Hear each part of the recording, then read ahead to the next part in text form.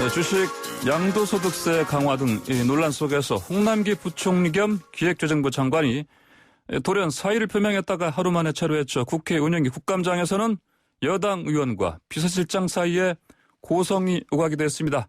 자, 이 같은 정치권 이슈들 짚어보겠습니다. 윤관석 더불어민주당 의원 전화로 연결돼 있습니다. 안녕하십니까? 네, 안녕하십니까? 윤관석입니다. 네, 저 먼저 이거부터 여쭤보겠습니다. 홍남기 경제부총리가 사의 표명한 지 하루 만에 어제 다시 국회에서 인사권자 뜻에 따라서 최선을 다하겠다. 부총리직을 유지하겠다. 이렇게 말했습니다. 뭐 야권에서는 이게 뭐 정치조다 이런 식으로 비판하고 있습니다. 어떻게 보십니까? 예, 그동안엔 논란을 불러일으켰습니다만은 빠른 속도로 당정 간의 협의가 끝났고요. 네. 그래서 주식 양도세 대주주 기준에 대해서 그 보유액이 3억이냐 10억이냐 논의하다가 현행을 유지하는 거로 결론이 난 상태입니다. 그래서 이 사안은 종결이 된 사안인데요. 다만 그 과정에서 이제 기재부 장관 경제부총리가 얘기했던 문제들에 대해서 입장을 바꾼 게 아니냐. 그래서 또 사의까지 표명했다가 다시 또 일을 하겠다고 하는 것은 정치쇼가 아니냐는 야당의 운영위에서의 그 질의와 질타가 있었습니다. 예. 하지만 사실 경제부총리 홍남기 장관이 주식 양도세 문제에 대해서 쭉 추진했던 것은 2018년도에 세제 선진화에 일관성 있게 논의했던 거거든요. 예. 다만 당이나 정부 쪽에서 볼 때 최근에 주식시장에 변화가 있었고 대주 기준을 급격하게 낮춤을 해서 발생할 수 있는 장애 불안정성도 있기 때문에 이 문제를 보유액 10억으로 현행을 유지하는 걸 합의를 한 겁니다. 어제 홍남기 부총리도 답변했습니다만은 그 부분에 대해서는 이제 정부 측 의견도 이제 10억이 됐다. 현행을 유지한다라고 했기 때문에 이 문제를 가지고 정치쇼라고 비판하는 것은 지나친 정략적인 주장이라고 생각을 합니다. 뭐 고위 공무원 아니겠습니까? 경제사령탑이기도 하고요. 앞으로 경제 활력과 민생 안정에 더욱더 총력을 기울여야 할 때라고 생각합니다. 예, 근데 일각에서는 뭐 이번 사태로 당 정간에 뭐 갈등이 드러났다. 뭐 이런 얘기도 하고 있습니다. 뭐 갈등까지 볼 수는 없을 것 같고요. 이견이 항상 있을 수 있습니다. 지난번에 재난기본 지원금 할 때도 재정 당국에서는 여러 가지 경제 논리를 가지고 처음엔 좀 어려움을 토하다가 결국은 국민들의 민생 안정을 위해서 함께 합의해서 정책을 추진한 거 아니겠습니까? 여러 가지 소리가 있을 수 있습니다만은 결국은 최종적으로 어떻게 수렴해서 합의하냐가 중요하다고 보고 그런 과정을 거쳤습니다만은 갈등 구조까지 보는 것은 지나친 확대 해석이라고 봅니다. 이번에 이제 홍남기 부총리가 사퇴하겠다 이런 부분을 이제 이해하는 뭐 입장에서는 특히 기재부 내부에서는 뭐 어떤 직원은 뭐 그럴만했다. 그동안에 번번이 홍남기 부총리의 주장이 뭐 묵살당했다. 그렇기 때문에 한번 이렇게 존재감 보여줘야 된다. 이렇게 또 얘기한 것도 좀 들립니다. 어떻게 보십니까? 네, 그것도 다소 뭐 정치적인 발언이라고 보는데요.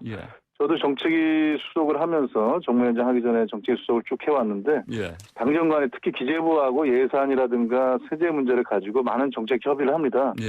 또 기재부의 의견이 타당성이 있어서 수용되는 경우도 대단히 많이 있습니다. 그렇기 때문에 일방적으로 당의 입장으로 재정당국의 의견을 몰아붙이거나 하는 것은 아니라고 봅니다. 예, 알겠습니다. 자, 어제 국회 운영위 청와대 국감장에서요. 박대출 국민의힘 의원과 노영민 대통령 비서실장 사이에 고성이 오갔습니다. 광화문 집회 금지 차벽 두고 이렇게 서로 이런 상황이 벌어졌는데 어제 그 장면, 그 상황 어떻게 보셨습니까? 네, 운영위가 열리면 항상 청와대를 상대로 한 국감에서 야당께서 좀 많은 비판과 주장을 하게 돼 있는데요. 사실 광화문 집회로 인해서 우리 8월에 코로나 팬데믹이 올 정도로 위험한 상황이 연출됐던 건 사실 아니겠습니까? 그래서 상당한 수의 확진자가 발생을 했고 또 대다수 국민들이 당시에 방역본부 2단계 지침 맞춰서 철저하게 방역 준수 활동을 하고 있는 중에 무책임하게 광화문 대형 집회를 통해서 코로나 확산의 계기가 됐기 때문에 그 문제에 대해서 단순하게 거기 있는 사람들 안전을 지켜주지 않았다 이렇게만 주장하는 야당원의 근거가 좀 없었다고 봅니다. 그 문제 과정에서의 논쟁이었다고 보는데 노영민 실장의 과도한 표현은 추후에 또 본인이 유감 표명을 했기 때문에 운영위에서 일단 한번 짚고 넘어갈 문제라고 생각했습니다. 예, 노영민 비서실장이 제가 듣기에는 이제 거의 격노한 목소리로 어떻게 국회의원이 불법 집회를 옹호하는 발언을 하느냐, 뭐 이런 식으로 거의 질타했습니다. 거의 제가 듣기에. 예. 뭐 이게 어떻게 들으셨습니까? 이 발언은? 광화문 집회에 무책임한 어떤 방역 수칙을 깬 네. 행태에 대해서는 많은 국민들이 분노했던 건 사실 아니겠습니까? 또 이 추적하는 데서 방역본부가 상당한 시간을 걸려서 어려움을 겪었기 때문에 국민들의 안전을 최우선한다면은 광화문 집회에 대해서는 서로가 앞으로 이런 문제가 발생하지 않도록 노력하는 것이 국회의 본래의 태도라고 생각합니다. 예, 윤 의원님 이번에는 서울시장, 부산시장 보궐선거 관련해서 좀 여쭙겠습니다. 더불어민주당은 이제 후보를 내기로 이제 확정하지 않았습니까? 그런데 이제 주호영 국민의힘 원내대표가 서울 부산시장 선거 안철수 금태섭과 합칠 것 이런 얘기했습니다. 이 범여권 전선으로 선거를 대비하겠다 이런 전략으로 보이는데 이 발언 어떻게 이해하십니까? 야당에서 내년 4월에 서울 부산시장 재보궐선거에 대해서 전략을 피겠다는 것을 저희가 뭐라고 할 건 아닙니다. 다만 저희는 이제 서울 부산시장 선거에 대해서 저희가 재보궐선거를 발생시킨 당사자 입장에서 또 당원을 개정해 가면서까지 후보를 내기로 하는 점에 대해서는 이미 국민들에게 혼란을 드린다는 점에서 송구하다는 말씀을 드렸습니다. 어제 이낙연 당대표께서 부산에 가셔서 최고위원을 주재하면서도 또 한 번 부산 시민들에게 거기에 대해서는 유감과 사과의 뜻을 밝힌 바가 있습니다. 저희들은 이제 국민들, 유권자들의 권한들을 갖다가 이번 중요한 선거 때 평가받고 심판받는 것이 맞다고 생각을 했고요. 가장 유능하고 가장 도덕적인 후보를 통해서 유권자의 심판을 받도록 하겠습니다. 그것이 국민에 대한 책임이라고 생각하는데 주호영 원내대표께서 자신들의 범야권 전선으로의 선거 전략을 얘기하는 것까지는 좋습니다만은 후보를 저희 당 아예 내지 말라고 하든가 이런 것들은 좀 모렴치한 주장이라고 생각을 합니다. 그러면 본인들이 그냥 앉아서 당선하겠다는 것인데 입장을 바꾼 것에 대한 비판이라든가 본인들이 어떻게 함께 힘을 모아서 하겠다든지 이런 것들을 밝히는 이상을 넘어서 저희 당은 아예 후보를 내지 마라 이렇게 하는 것은 저희 공당의 대표로서 하기에는 좀 약간 모렴치한 발언이라고 생각하고요. 유권자의 판단에 맡기는 것이 옳다 이렇게 봅니다. 또 당사자로 지목한 안철수나 또 저희 당에 있다가 최근에 탈당하고 나가서 거론되고 있는 금태섭 의원의 경우가 과연 그렇게 할지 여부도 대단히 불확실하고 미지수라고 보고 있습니다. 주호영 원내대표의 발언은 모렴치하다 이렇게 말씀하셨습니다. 자, 이번엔 미국 대선 얘기 좀 여쭙겠습니다. 지금 바이든의 승리 조짐이 좀 나타나고 있습니다. 당장 미국의 새 대통령의 새로운 정책에 따라서 주한미군 방위비 또 전작권 문제가 달라질 수 있을 것인데요. 달라질 한미 관계 어떻게 보십니까? 저도 밤새 뉴스를 봤습니다만은 초역전이고 미국의 독특한 선거인단 제도 때문에 아직까지도 예측하기가 쉽지는 않은 것 같습니다. 저희가 미국 선거에 주목하는 것은 저희 한미 관계 문제 때문이겠죠. 그래서 첫 번째로는 한미 동맹과 한미 혈맹이 계속 유지될 것이냐. 이 부분에 대해서는 미국이 여야를 넘어서 선거 결과에 승복만 되면 초당적으로 외교나 안보는 입장을 함께 해왔기 때문에 한미 동맹과 한미 혈맹 관계는 강력히 유지될 거라고 생각을 합니다. 두 번째로는 지금 말씀하셨던 주한미군이나 이런 방위 분담 문제라든지 전작권 전환 문제들인데 이 부분에 대해서도 아마도 그동안은 다른 목소리가 있었을지 모르겠습니다만은 누가 당선되든지 간에 그동안 협상해왔던 그런 과정도 있었고 또 우리 대한민국이 미국과의 관계에 있어서 한미 동맹을 강력히 유지하면서 갖고 있는 좀 안보적인 어떤 동반자로서의 지위와 역할이 있기 때문에 협상을 통해서 이후에 잘 풀어나갈 수 있지 않겠냐는 생각을 갖고 있고요. 또한 경제 통상 문제도 중요합니다. 경제적으로 어떤 영향을 미칠 것인가 여기에 대해서는 정부 측에서 다양한 결과에 대한 대책을 여러 가지로 준비하고 있는 것을 알고 있습니다. 마지막으로 남북관계에 미치는 영향인데요. 남북관계도 외교 영역이기 때문에 당선자가 누가 되든지 간에 저희들이 그동안 쭉 해왔던 남북의 또 한미 간의 관계 문제들을 갖다가 종합적으로 잘 대처해 나가도록 노력해야 할 것 봅니다. 네, 알겠습니다. 자, 국회 정무위원장이시니까 상임위 관련 질문 좀 드리겠습니다. 요새 공정경제 3법 경제계의 뜨거운 감자 아닙니까? 재계 쪽에서는 우려하고 있습니다. 또 일부 또 반대 목소리도 나오고요. 이거 공정경제 3법 입법 과정의 그 핵심 쟁점은 또 무엇으로 보시고 어떤 부분에서 이게 중점적으로 좀 풀어 나가야 한다 이렇게 보십니까? 예, 공정경제 3법은 그 20대 국회에서도 제출했다가 예. 통과가 되지 않아서 다시 21대 국회에 제출됐는데 그 과정에서 경제계라든지 관련 단체들하고 많은 소통을 하면서 법안을 부분적으로 조정을 많이 한 상태입니다. 일정하게 의견 수렴이 됐다는 걸 말씀드리도록 하고요.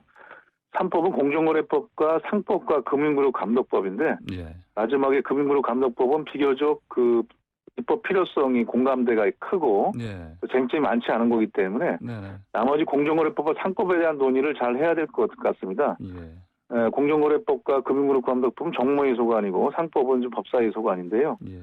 현재 이 상법 개정안을 둘러싸고 이제 여러 가지 쟁점이 형성이 돼 있습니다. 그 중에 하나가 이제 감사위원 분리선출제 도입이거든요. 예. 여기에 대해서 시민사회단체는 시민사회단체대로 꼭 그 도입해야 된다고 강력히 주장을 하고 있고요. 예.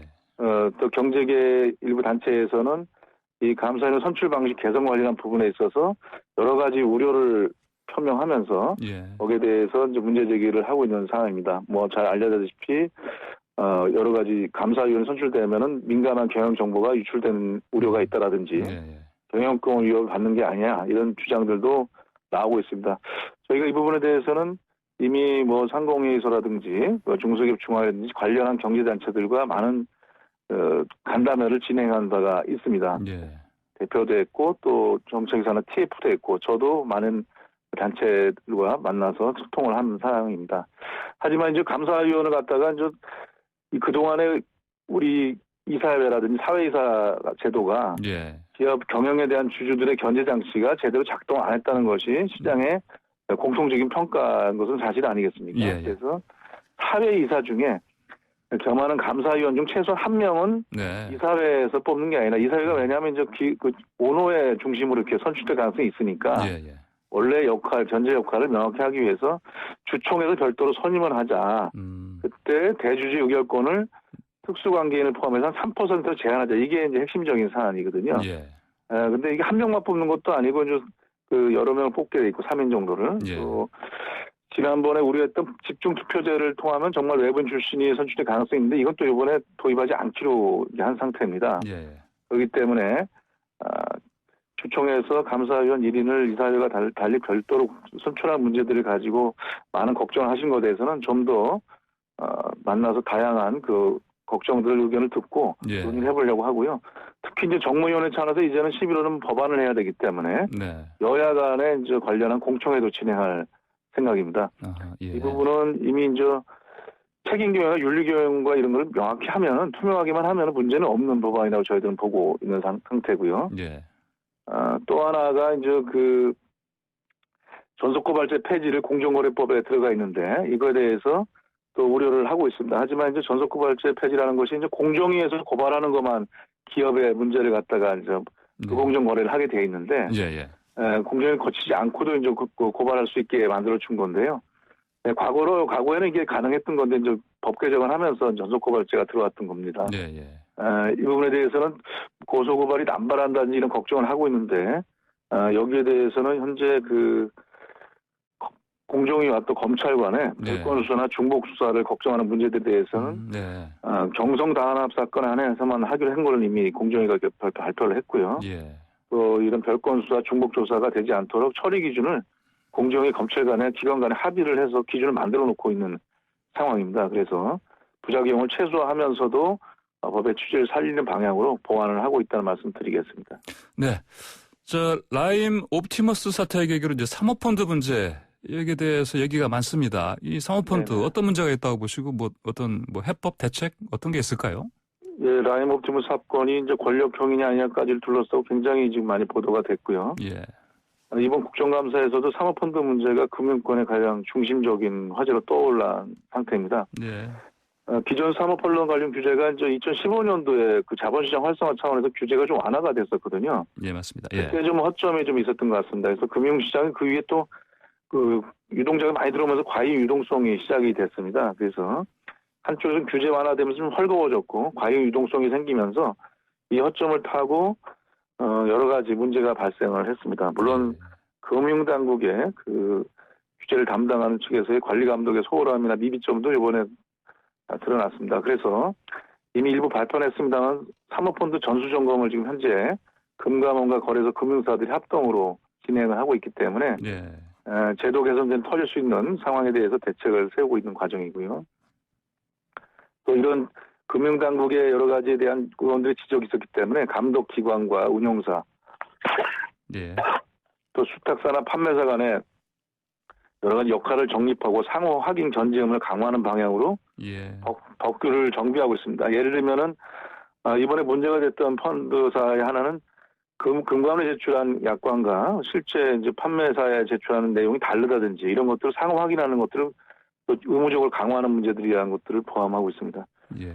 또 펀드 쪼개기를 해서 이 사모펀드는 50인 이하로 49개까지 할 수 있는데 이것을 또 그 자펀드를 만들어서 계속 49개로 쪼개서 이렇게 만들어서 다수연을 모집하는 네, 합법을 했는데 네. 이런 부분이라든지 또 처음부터 아예 투자처를 속여서 투자하는 악성 사기 펀드들 근절할 수 있는 대책을 현재 금융당국과 함께 만들고 있다는 말씀 드리고요. 그러나 이제 우량한 기관 투자나 유지 사모펀드도 많습니다. 그렇기 때문에 이 부분에 대해서도 저희가 제도 보완이 있는지 살펴보면서 특히 현장에서 금융 소비자 입장에서 볼 때 불안전 판매를 하고 있는 것인가에 대해서도 네. 판매사에서 엄격하게 확인하는 것들에 제도적인 장치들이 필요하다 이렇게 의견을 모으고 있습니다. 예, 정기환 제도 보완을 위해서 지금 앞으로도 좀 더 강력한 지속적인 대책을 촉구해 나가도록 하겠습니다. 네. 자, 정무위원장 맡으신 이후에 그 디지털 금융 혁신을 강조하고 계십니다. 그 관련해서 그 전자금융거래법 개정안 이거 준비하고 계시죠? 어떤 내용입니까? 예. 일명 정금법이라고 해서 지금 요즘은 스마트폰 하나로 거의 금융도 막 접근하고 있는 시대 아니겠습니까? 예. 핀테크의 혁신이 가져온 결과인데요. 코로나로 인해서 비대면 경제가 되면서 디지털 경제의 전환이 더욱더 촉진되고 있는 상황입니다. 예. 이걸 디지털 금융 혁신이라고 표현하는데요. 대출, 투자, 보험 같은 기존의 금융 서비스를 이제 비대면 디지털로 하는 것이죠. 네. 현재 전자금융거래법이 있긴 한데 스마트폰 등장 전이고 2006년도에 제정이 됐습니다. 예. 10여 차례 개정이 있었습니다만 부분적이었기 때문에 전체적으로 정비할 필요가 있고요. 지금 모바일 혁명, 4차 산업혁명, 핀테크 혁신이 왔기 때문에 이번에 핀테크사나 기존 금융사들에게 마이 페이먼트나 종합 지급 결제 사업 같은 새로운 금융 서비스 라이센스를 부여하고 망 분리 같은 금융전산 보안 기조도 현실화하는 디지털 금융 관련한 혁신의 관점에서의 전자금융 거래법을 준비하고 있습니다. 예, 알겠습니다. 저희는 오늘 말씀 여기까지 듣겠습니다. 감사합니다. 예, 감사합니다. 네, 지금까지 윤관석 더불어민주당 의원이었습니다.